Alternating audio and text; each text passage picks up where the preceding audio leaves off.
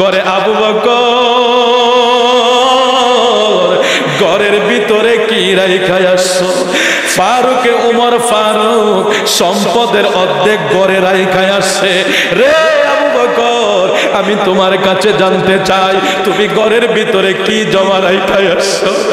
আবু বকর কয়, ইয়া রাসূলুল্লাহ, নবী গো, আমার ঘরে আল্লাহ আল্লাহর রাসূল ছাড়া আর কিছু না।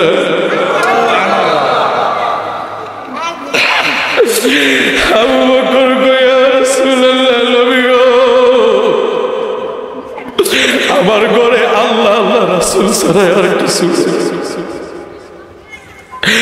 আমাদের ঘরে খাবার রিজার্ভ আছে, ব্যাংকের টাকা রিজার্ভ আছে, বাড়ি ঘর কয়েকটা আছে, তারপরে তো আপনার ঘুম হয় না। ফারুকে আজম সম্পদের অর্ধেক দিয়ে দিছে, আর আবু বকর কয়, হুজুর আমার ঘরে আর কিছুই নাই, আপনারে আর আল্লাহরে আমি আমার ঘরে রেখে আসছি, আল্লাহ আল্লাহ রাসূল স্যার আমার ঘরে কিছু নেই। ফারুকে আজম ওইটা কয়, হুজুর আমি আজকে ভেবেছিলাম আমি আবু বকর সিদ্দিককে দানের দিকে ছাড়াইয়া যাব, আমি পারলাম না।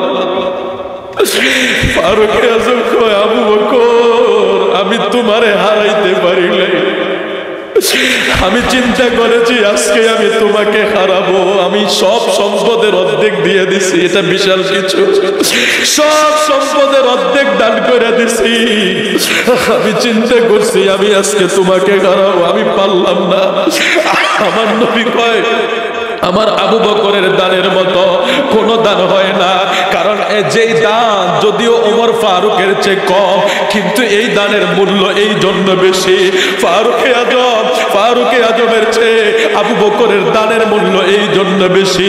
আবু বকর যখন বলছে, হুজুর কিছুই করে জমা রাখি না, আমার নূর নবীর সাহাবীরা আমার নূর নবীর দরবারে জমা কোনো কিছু থাকতো না, মওজুদ কোনো কিছু থাকতো না।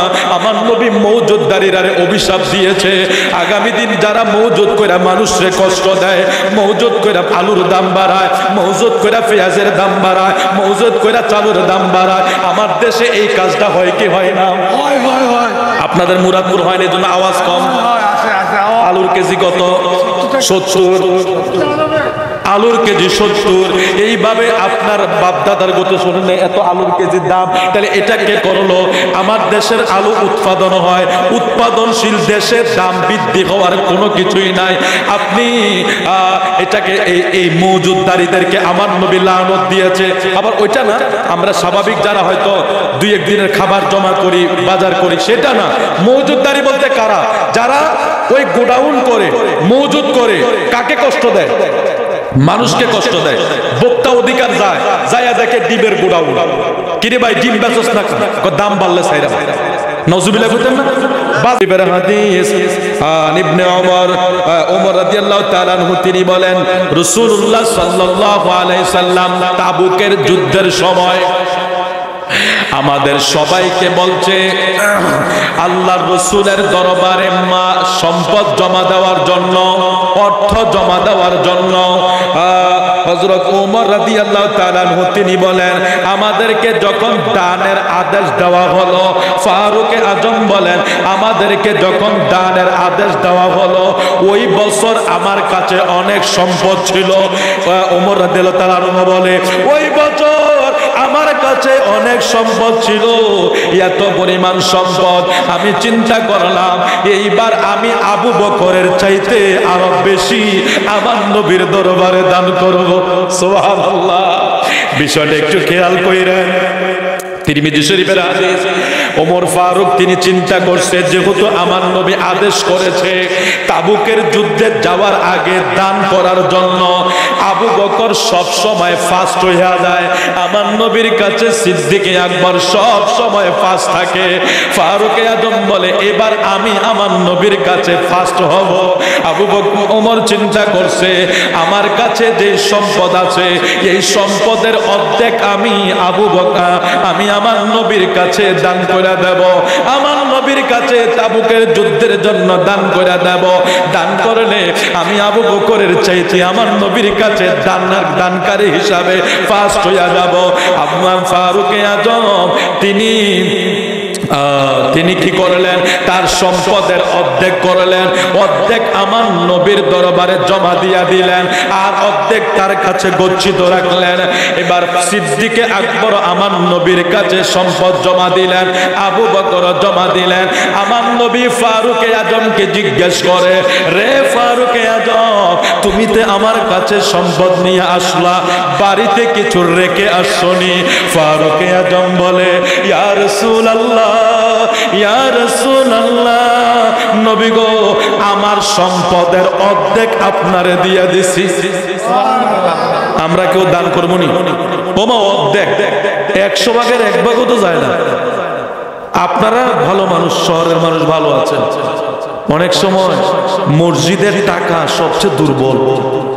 দান বাক্সের ভিতরে টাকা গুনতে গেলে কানি নাই, মাথা নাই, নাম্বার নাই, টাকার অবস্থা যেরে বাবা, মনে হয় যেন এটা যে কোন বোল্ডোজার দিয়ে এটা ঠেললা মসজিদের দান বাক্সে ঢুকাইছে, এটা গনায় যায় না। এরকম পড়েনি ওঠে মসজিদের টাকা, এরকম পড়ে না? আপনাদের দিকে না পড়তে পারে। আরে জাল নোট পড়ছে, জাল নোট দিয়ে দিয়ে আল্লাহর সাথে মস্করা চলে। নাউজুবিল্লাহ, এগুলি করবেন না। কিভাবে ধ্বংস হয়ে যাবেন বলতে পারবেন না।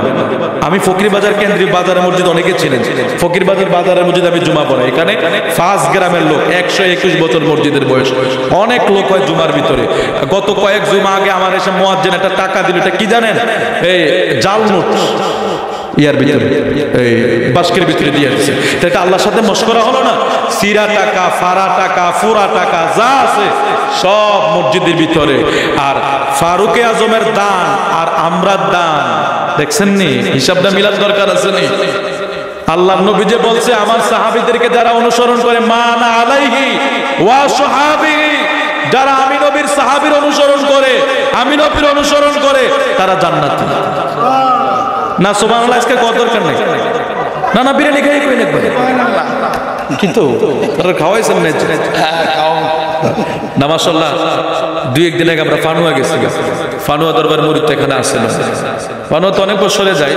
ফানুয়ার একটা জিনিস ভালো লাগে, যারা গেছেন তো আমরা তো বক্তার একটু ডাবল খাওয়া যাই। ওয়াজ করার আগে একবার খাইছি ডাইল আর গোস্ত, বাবারে নিয়ামত, সব মুরিদানেরা খাওয়া। তো এখন আপনারা খাওয়াইলে তো আপনারা বাজে ঘুমাই যাবেন, খাওয়াইলে তো হবে আপনারা পাওয়া যেত না। আপনারা শহরের মানুষ এমনি একটু দেরিতে খান। সুবহানাল্লাহ, আলহামদুলিল্লাহ বলে লাভ হবে, আলহামদুলিল্লাহ বলে লাভ হবে। লাভ এতটাই লাভ, আপনি ময়দানে মাশরে গেলে বুঝতে পারবেন। হাশরের ময়দানে কি টাকার খেলা চলবে না, সওয়াবের খেলা চলবে? টাকার খেলা সেখানে চলবে না, সেখানে ক্ষমতা, পাওয়ার কোনো কিছু চলবে না, চলবে শুধু আমলনামা, আমলনামা। তো এখানে বসে যখন সুবহানাল্লাহ বলছেন, আমার নবী কয়, কেউ যদি উহুদ পাহাড় পরিমাণ সওয়াব নিতে চায়, সে যেন সকালে সুবহানাল্লাহ 100 বার, বিকালে 100 বার পরে।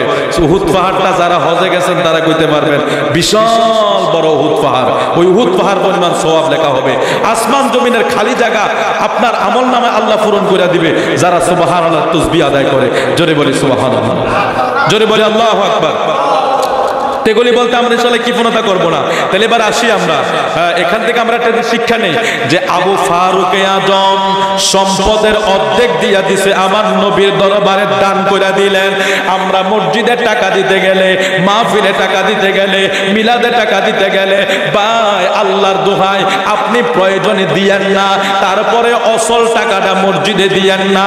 আল্লাহর কাছে যখন চান নতুন নতুন চান, আর যখন আল্লাহরে দেন ফুরান্ডি দেন। হিসাবটা একটু উল্টো হয়ে গেল না? আমরা যখন আল্লাহর কাছে মুনাজাত করি, আল্লাহ আমার জায়গাটা যাতে কিনতে পারি, আমার বাড়িটা যাতে করতে পারি, আমার এই টাকাটি যাতে আইতে পারে। ব্যাংকে লাখ লাখ টাকা আটকে গেছে, এক্সিম ব্যাংক সহ আরো 8-10টা ব্যাংক, মানুষ হাহাকার করতেছে। আপনারা এখন দোয়া করতেছেন, আল্লাহ আমার টিয়াডি কই, আমার টাকাটি কই। বহুত আমার নিজের আমার এক বরাবর 35 লক্ষ টাকা, 10,000 টাকাও দেয় না, কত কম জানে ম্যানেজার, টাকা আমার আনতে পারে না। তাহলে বিষয়টা কিরকম হয়ে গেছে? তাহলে আমরা যখন আল্লাহর কাছে হাত বাড়ায়, আল্লাহ তুমি আমরা নতুন নতুন টেহা দাও, নতুন নতুন বাড়ি দাও, নতুন নতুন গাড়ি দাও। আল্লাহর ঘরে দান করতে গেলে সিরা নোটটা দেই, আল্লাহর কাছে চাওয়ার সময় নতুন নতুন চাই, দেওয়ার সময় সিরাটা দেই, তাইলে হিসাবটা পাল্টাইয়া গেছে, সওয়াবটাও কিন্তু পাল্টাইয়া যাইব। আল্লাহ হইল রহমান রহিম, সেই আল্লাহর কাছ থেকে সব কাছে সবকিছু আসে। তাহলে মসজিদে যখন দিবেন, মিলাদ মাহফিলে যখন দিবেন, চেষ্টা করবেন ভালোটা দেওয়ার জন্য, সিরাটা না। আপনারা জানি দেন না, তারপরেও আল্লাহ সবাইরে হেফাজত করুক। জোরে জোরে কোন আমিন। আমি শেষের দিকে চলে যাই, আমার নিষেধ আছে, এত লম্বা কথা বলাম। ফারুকে আজম সম্পদের অর্ধেক আমার নবীর দরবারে দান করে দিছে। ইয়া রাসূলুল্লাহ, আমার সম্পদ যা আছে আমি অর্ধেকে আপনারে দিয়া দিচ্ছি। এটা তো একটা বিশাল, ও ভাই বিশাল কিছু না এটা।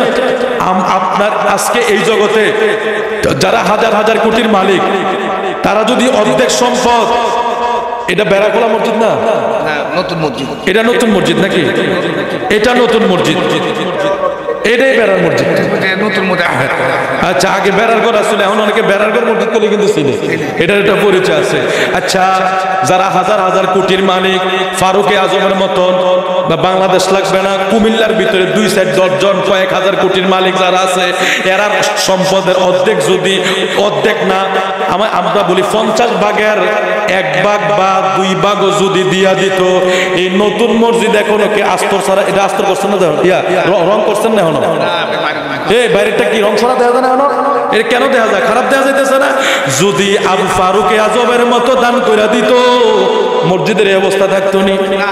রাস্তায় আমরা 10 টাকা 20 টাকা কালেকশন কইরা আল্লাহর ঘর মসজিদের জন্য আমরা দাঁড়াই, তাইলে আমরা কোন জায়গায় আছি হিসাব মিলাইয়া লন। ও শুধু শুনলে চলবে না, বিরিয়ানি শুধু খাইলে চলবে না। ফারুকে আজম রে আমার নবী যখন জিজ্ঞেস করছে, ফারুকে আজম কই, হুজুর আমার সম্পদের অর্ধেক আমি দান কইরা দিছি। কি মজার ব্যাপার সামনে আসতেছে আমার নবীর কাছে।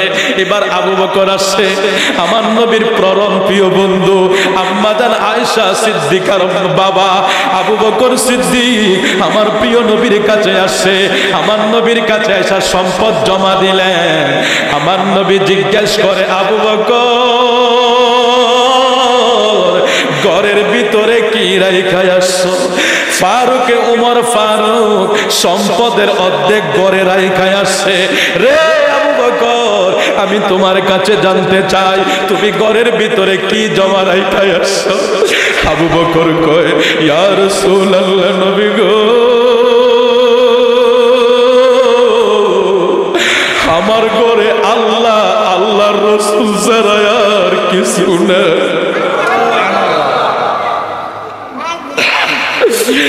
আবু বকর কয়, ইয়া রাসূলুল্লাহ, নবী গো,